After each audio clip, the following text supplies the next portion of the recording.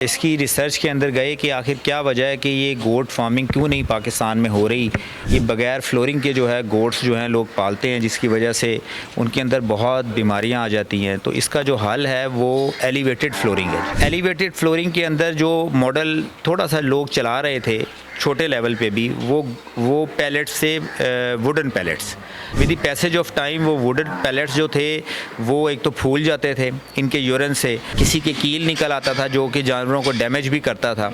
तो फिर हमने इंटरनेशनल मॉडल जब देखा तो उसमें पता चला कि प्लास्टिक फ्लोरिंग के ऊपर जो है ये गोट फार्मिंग जो है वो बेहतरीन तरीके से हो सकती है। शौक़ था, एक कुछ इंस्पिरेशन हमें हमारे नबी से मिली है कि बकरी के काम में बरकत है। ये हो नहीं सकता कि उन्होंने अगर कहा है कि बकरी के काम में बरकत है तो बकरी में नुकसान हो काम करने में। मटन के अंदर, गोट्स के अंदर चूँकि फार्मिंग स्टार्ट नहीं हुई तो आज ये 2500 रुपया केजी तक चला गया है। तो अगर सिर्फ 1000 से 2000 लोग ये डिसाइड कर लें कि हमने 500 से 1000 बकरी रखनी है, तो मैं ये एश्योर करता हूँ कि जी पंजाब की हद तक ये इतनी बड़ी एक सप्लाई स्टार्ट हो जाएगी कि जिसकी वजह से ये जो मटन का रेट है ये बहुत ड्रॉप होगा। पाकिस्तान ना होने के बराबर जो है ये एक्सपोर्ट कर रहा है मटन की, लेकिन हम तो लोकल डिमांड नहीं पूरी कर पा रहे, तो हम एक्सपोर्ट क्या करेंगे। तो दुनिया जो है वो इंतज़ार में है कि हम एक हेल्दी जानवर उनको दें और यहाँ से वो जानवर जाए और फॉरेन रिज़र्व पाकिस्तान के अंदर आए। पाकिस्तान खबर टीवी के वीडियोस देखने के लिए हमारा चैनल सब्सक्राइब करें और बेल आइकन पर क्लिक करें ताकि आप हमारी आने वाली वीडियोस देख सकें। देखते रहें पाकिस्तान खबर टीवी। अस्सलाम वालेकुम। पाकिस्तान खबर टीवी के साथ मैं हूँ फातिमा वसीम और आज मैं आपको एक ऐसे फार्म हाउस को लेकर आई हूँ जहाँ पे एक नौजवान ने इतना जदीद टेक्नोलॉजी का और इतनी जदीद फ्लोरिंग के साथ उन्होंने एक गोट फार्मिंग को इंट्रोड्यूस कराया। तो आइए उनसे जानते हैं कि ये फ्लोरिंग किस स्टफ़ की बनी हुई है और यहाँ पे इनका टोटल कितना खर्चा आया है। जी अस्सलाम वालेकुम। जी वालेकुम सलाम जी। कैसे हैं आप? ये अल्लाह का शुक्र है जी। सर ये आइडिया कब और कैसे आया? ये इस तरह है कि ये आइडिया इस तरह है कि हमने कुछ गोट्स आज से तकरीबन कोई 2.5-3 साल पहले पाली। तो वो उन गोट्स के जब बच्चे हुए तो वो बच्चे जो हैं वो सारे के सारे मोर्टेलिटी उनकी हो गई। तो हमें उसकी तकलीफ़ भी थी। कुछ ये था कि हमें मतलब जानवरों से प्यार भी है क्योंकि मेरे वालिद साहब जो हैं उनकी बड़ी अटैचमेंट है जानवरों के साथ। तो फिर हमने इसकी रिसर्च के अंदर गए कि आखिर क्या वजह है कि ये गोट फार्मिंग क्यों नहीं पाकिस्तान में हो रही और क्या रीज़न्स हैं जिसकी वजह से किसी बंदे ने भी स्केल के ऊपर कभी काम ही नहीं किया। तो हमें अंदाज़ा हुआ कि इसके अंदर सबसे बड़ा जो रोल है वो ये है कि जो इनकी फ्लोरिंग है, ये बगैर फ्लोरिंग के जो है गोट्स जो हैं लोग पालते हैं, जिसकी वजह से उनके अंदर बहुत बीमारियां आ जाती हैं। तो इसका जो हल है वो एलिवेटेड फ्लोरिंग है। अब एलिवेटेड फ्लोरिंग के अंदर जो मॉडल थोड़ा सा लोग चला रहे थे छोटे लेवल पे भी, वो पैलेट्स से वुडन पैलेट्स, उसके अंदर प्रॉब्लम ये था कि with the passage of time वो वुडन पैलेट्स जो थे वो एक तो फूल जाते थे इनके यूरिन से और किसी के कील निकल आता था जो कि जानवरों को डैमेज भी करता था। तो फिर हमने इंटरनेशनल मॉडल जब देखा तो उसमें पता चला कि प्लास्टिक फ्लोरिंग के ऊपर जो है ये गोट फार्मिंग जो है वो बेहतरीन तरीके से हो सकती है।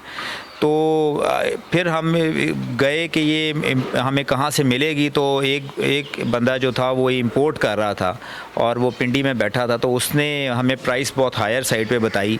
तो चूँकि हम प्लास्टिक का काम करते हैं, अल्फ़ा रबर एंड प्लास्टिक के नाम से हमारी फैक्ट्री है, तो हमने फिर ये फ्लोरिंग वहाँ पे डेवलप की और फिर उसको डेवलप करने के बाद अपने फार्म हाउस के ऊपर इसको लगाया। जी ये आपने खुद अपनी फैक्ट्री की प्रोडक्शन लगाई हुई है? जी बिल्कुल, ये मेरी फैक्ट्री की प्रोडक्शन है और इसके लिए हमें मोल्ड बनाना पड़ा। जो हमने मोल्ड बनाया और बड़ा एक्सपेंसिव मोल्ड था इसका, लेकिन हमने चाइना से सैंपल मंगवाया और चाइना से अच्छी चीज़ बनाई। जी और सर इसके ऊपर टोटल एक्सपेंस कितना आया आपका? अच्छा, इस पे जो एक्सपेंस है वो तो वेरी करता है क्योंकि आप जब जितने जानवर रखते हैं आपको उतना स्ट्रक्चर उठाना पड़ता है, लेकिन इसका कोई जो स्ट्रक्चर है ये बेसिकली जो हम घरों में या आम जगहों पे एक टी गार्डर की छत डालते हैं ये वही स्ट्रक्चर है तकरीबन, और इसके ऊपर सिर्फ आपने फ्लोरिंग लगा देनी है। ये बिल्कुल फ्लोरिंग आपस में जुड़ती रहती है और ये बढ़ती रहती है। जी इस फ्लोरिंग की लाइफ गारंटी कितनी है? ये लाइफ टाइम है जी। इंडोर में तो इसको कुछ भी नहीं होता और इंडोर के अंदर इसका कोई प्रॉब्लम नहीं है। ये धुलती है और बार बार धुले और बार बार इसको आप यूज़ करें,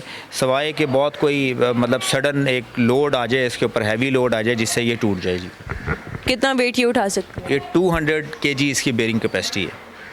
200 kg अगर इसकी बेरिंग कैपेसिटी है तो यहाँ पे इस वक्त कितनी गोट्स खड़ी होंगी? 200 केजी इसका पर स्क्वायर फुट एक एरिया होता है, उसके अंदर इसकी बेरिंग कैपेसिटी होती है। तो इसका 250 गोट्स जो हैं वो इस फ्लोरिंग के ऊपर हैं ऑलरेडी, और हम इंशाल्लाह इसको 1000 पे प्लान कर रहे हैं।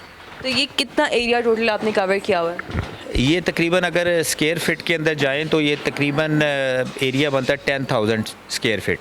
तो हम 10,000 स्क्वायर फुट के एरिया में हमने ये गोट फार्मिंग प्लान की है जी। अगर किसी ने आपसे अप्रोच करना हो ये प्लास्टिक फ्लोरिंग बनवाने के लिए तो क्या वो कर सकते हैं, या फिर उनको भी बाहर से इंपोर्ट करनी पड़ेगी? नहीं जी, ये इसी वजह से बेसिकली इसको डेवलप भी यहाँ पे किया गया है कि जिसको ज़रूरत हो, बहुत इसका हमने नॉमिनल प्रॉफिट के ऊपर इसको फॉर एवरीवन इसको आम किया है। और ना सिर्फ वो फ्लोरिंग लें, इसको लगाएं, बल्कि गोट से रिलेटेड किसी किस्म की भी कोई क्यूरी हो वो हमारे से लाजमी पूछें।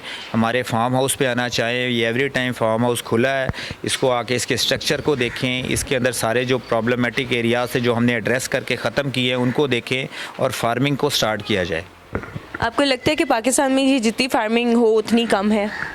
आप इसका इस तरह आप देख लें कि आज से कुछ साल पहले जब ये कंट्रोल शेड्स आने शुरू हो गए चिकन के, तो आज आप चिकन की प्राइस देखें अराउंड 400 है, जबकि मटन के अंदर, गोट्स के अंदर चूँकि फार्मिंग स्टार्ट नहीं हुई तो आज ये 2500 रुपया केजी तक चला गया है। तो अगर सिर्फ 1000 से 2000 लोग ये डिसाइड कर लें कि हमने 500 से 1000 बकरी रखनी है, तो मैं ये एश्योर करता हूँ कि जी पंजाब की हद तक ये इतनी बड़ी एक सप्लाई स्टार्ट हो जाएगी कि जिसकी वजह से ये जो मटन का रेट है ये बहुत ड्रॉप होगा। सेकेंडली, पाकिस्तान ना होने के बराबर जो है ये एक्सपोर्ट कर रहा है मटन की, और इसकी इतनी बड़ी डिमांड है, आप एक्सपोर्ट कर सकते हैं, लेकिन हम तो लोकल डिमांड नहीं पूरी कर पा रहे, तो हम एक्सपोर्ट क्या करेंगे? तो दुनिया जो है वो इंतज़ार में है कि हम एक हेल्दी जानवर उनको दें और यहाँ से वो जानवर जाए और फॉरेन रिज़र्व पाकिस्तान के अंदर आए। तो ये एक नेशनल कॉज भी है कि हम इस फार्मिंग को आगे से आगे लेके जाएं, और इंशाल्लाह ये जाएगा। जब से ये हमने फ्लोरिंग स्टार्ट की है, 5 से 10 लोग ऐसे हैं जो 500 गोट्स को प्लान करके काम स्टार्ट कर चुके हैं जी ऑलरेडी। ऐसे यहाँ पे जितनी आपके पास गोट्स हैं वो कौन सी ब्रीड है? यहाँ की ब्रीड है पाकिस्तान की या बाहर की ब्रीड है? नहीं, बाहर की ब्रीड तो अलाउ भी नहीं है और वो है भी नहीं। हमने लोकल ब्रीड्स रखी हैं जिनमें टेडी भी रखी हैं बकरियां हमने, जिसमें बीतल भी रखी हैं, जिसमें माकी चीनी भी हैं और जिसमें राजनपुरी भी हैं। तो हमने 4 डिफरेंट कैटेगरीज़ रखी हैं और चारों को हम अलग से बिल्कुल लेके चल रहे हैं जी। क्या आप इनको सेल भी करते हैं? बकरियां तो सेल नहीं कर रहे जी। इंशाल्लाह जब इनकी आगे ब्रीड चलेगी तो जो मेल गोट्स होंगे वो हम इंशाल्लाह ताला आगे चल के सेल भी करेंगे। इसके अलावा आपके पास और क्या क्या चीज़ें मौजूद हैं आपके फार्म हाउस में? इसके अलावा हमारे पास कैटल्स हैं ये बड़े, और डेयरी का भी हम काम कर रहे हैं, लेकिन ज़्यादा हम फैटनिंग का काम कर रहे हैं बड़े जानवर में, और फैटनिंग का काम कर रहे हैं फॉर स्लॉटर हाउसेस भी, और फॉर ईद पर्पज़ भी हम बड़े जानवर जो हैं हमारे माशाल्लाह सेल होते हैं जी फार्म हाउस पे। ये तो बहुत अच्छी बात है। और इसके अलावा आपका कोई और बिज़नेस भी है? बेसिकली इसके अलावा ही बिज़नेस हमारा है जो हरबंसपुरा लाहौर में हमारी फैक्ट्री है अल्फ़ा रबर एंड प्लास्टिक के नाम से। तो वहाँ पे हम प्लास्टिक का हर किस्म का इक्विपमेंट बनाते हैं। तो हमारा मदर काम वही था। ये तो एक क्या आप कह सकते हैं कि एक शौक़ था, एक कुछ इंस्पिरेशन हमें हमारे नबी से मिली है कि बकरी के काम में बरकत है। तो ये हो नहीं सकता कि उन्होंने अगर कहा है कि बकरी के काम में बरकत है तो बकरी में नुकसान हो काम करने में। तो एक तो सबसे बड़ी इंस्पिरेशन ये थी। फिर मेरी वालिद साहब की भी अटैचमेंट है जानवरों के साथ, तो वो भी एक ब्लड के अंदर चीज़ है थी, जानवरों से प्यार और अटैचमेंट थी। तीसरा ये है कि मैं इसको समझता हूँ कि ये नेशनल कॉज़ है और इसको लेके चलना चाहिए। 200 से प्लान करें या 2000 से प्लान करें, लेकिन अब टाइम है कि अब इसकी फार्मिंग में जाया जाए और एक्सपोर्ट किया जाए। अभी तक आपको कंज्यूमर मार्केट से कभी किसी ने अप्रोच किया है कि हमें आपकी फ़लानी गोट या कोई ये वाली नस्ल हमें पसंद है तो आप हमें दें? बहुत ज़्यादा लोग जो गोट्स को पालना पसंद करते हैं मेजॉरिटी, लेकिन प्रॉब्लम ये है कि वो जो मोर्टेलिटी है वो उसकी वजह से जो है वो ना सिर्फ ये काम कुछ अरसे बाद छोड़ देते हैं, बल्कि उनको तकलीफ़ भी होती है कि जब बकरी के बच्चे बड़े होने से पहले उनकी मोर्टेलिटी हो जाए तो तकलीफ़ दे ये काम है। तो असल बात ये है कि लोगों के अंदर जो अवेयरनेस वो ये आनी है कि ये कन्वेंशनल बुनियादों के ऊपर ये फार्मिंग हो नहीं सकती। ना ये आगे चल सकती है। कन्वेंशनल मैं इसलिए कह रहा हूँ कि बिल्कुल जो देसी तरीके से पालना चाहते हैं उस तरीके से ये फार्मिंग नहीं होगी। इसको कंट्रोल शेड बेस्ड बना के, जिस तरह पोल्ट्री के अंदर कंट्रोल शेड हैं, इसको भी कंट्रोल शेड बना के अगर पाला जाए तो इंशाल्लाह इसमें सक्सेस रेट बहुत ज़्यादा है अल्लाह के फजल से। और कंट्रोल शेड क्या है कि आपने कंट्रोल्ड एनवायरनमेंट देना है, तो अगर आप बकरियों को वो एनवायरनमेंट दे देंगे तो वो कंट्रोल्ड एनवायरनमेंट में आ जाएंगी और वो उनकी ग्रोथ भी अच्छी होगी, उनकी मोर्टेलिटी भी कम होगी। आप इनकी फीड कौन सी देते हैं? फ़ीड तो जी वेरी करती है फ्रॉम, मतलब सर्दियों की फ़ीड अलहदा होती है जो हम इनकी डिज़ाइन करते हैं, और जो गर्मियों की है वो अलहदा होती है। लेकिन हम ग्रीन फॉडर तकरीबन 500 ग्राम से 5 किलो से लेकर 8 किलो तक जो है वो ग्रीन फॉडर होता है। उसमें 3% ऑफ द बॉडी वेट जो है वो हम इनको फ़ीड देते हैं, और उसमें कंसनट्रेट भी होता है, वंडा भी होता है, सारी चीज़ें मिक्स होती हैं। मतलब कि आप इनका प्रॉपर ख्याल रखा जा रहा है। और ये जो फ्लोरिंग है, मुझे तो अभी खड़ा कैसे लग रहा था कि शायद बीच में से टूट ना जाए। नहीं, इसके अंदर बेसिकली फ्लेक्सिबिलिटी, और ये फ्लेक्सिबिलिटी बेसिकली जो है वो बकरियों के लिए अच्छी है, क्योंकि जब वो बैठती हैं तो कंफर्टेबल होकर बैठती हैं। इनके एक बेड जैसा इनको सीन मिलता है, और इसके अंदर रीइंफोर्समेंट्स इतनी ज़्यादा हैं कि ये टूट नहीं सकती। यानी कि ये 200 बेयरिंग कैपेसिटी का मतलब ये है कि अगर 120 किलो का आदमी भी अगर ऊपर चढ़े और उसके पास 40 किलो का उसके पास बैग भी हो जो इसका वनडे शंडे का, और वो फिर भी ना टूटे जी। सर, इसके अंदर जो जॉइंट्स हैं ये किस चीज़ से फिक्स किए गए हैं? ये जो मैंने जिस तरह बताया कि छत जिस तरह बनती है जिसमें टी गार्डर का इस्तेमाल होता है, और जो टी के ऊपर है वो जो आप ईंटें रखी जाती हैं या स्लैब्स रखी जाती हैं छोटी सी, तो ये उसी तरीके से फ्लोरिंग है। इसका बिल्कुल भी कोई मुश्किल तरीक़ेकार नहीं है। और हमने वैसे एक अपने यूट्यूब पे एक वीडियो भी बनाई हुई है, जिसको वो देखनी है वो उसको देखते हुए भी वीडियो बना सकता है। ये आम फैब्रिकेटर बना सकता है, इसमें कोई रॉकेट साइंस नहीं है जी। इसके अंदर मटेरियल कौन सा यूज़ हुआ? प्लास्टिक का मटेरियल है, और ये कोपॉलीमर एक मटेरियल है।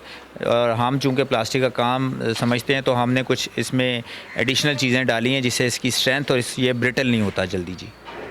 ये ब्रिटल भी नहीं होता। और इसके नीचे सपोर्ट सारी आयरन की वो है रॉड? जी बिल्कुल आयरन की है जी। जी बिल्कुल। चलें ठीक है sir, thank you so much. आपसे हमने मेरे ख्याल में बहुत ज़्यादा ही डिटेल ले ली आज हर चीज़ की। चलें, इसी के साथ मुझे इजाज़त दीजिए। इंशाल्लाह जल्द हाजिर होंगी और इन्फॉर्मेटिव वीडियोस के साथ। तब तक के लिए अल्लाह हाफ़िज़।